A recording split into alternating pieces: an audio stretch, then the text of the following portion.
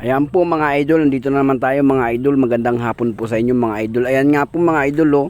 Open na naman po yung barbecue ni Aunt Teresa. Ayan nga po. Palagi po sila nagbubukas alas 3 ng hapon mga idol. Ayan nga po, may mga bumibili na mga idol.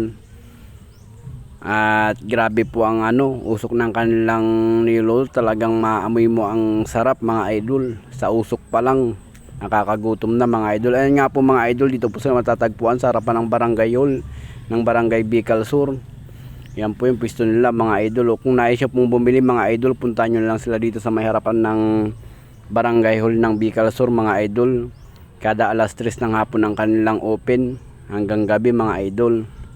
Ayan po mga idol, ang dami nang bumili kaya ang dami na nila po nilang niluluto mga idol. Siguradong bagong luto mga idol, kasi makikita mo talaga ang pagkaluto. Ayan po. At bagong-bago rin ang kanilang display. Ayan po mga idol oh. Dito lang po sila sa harapan ng barangay hall ng Bicol Sur.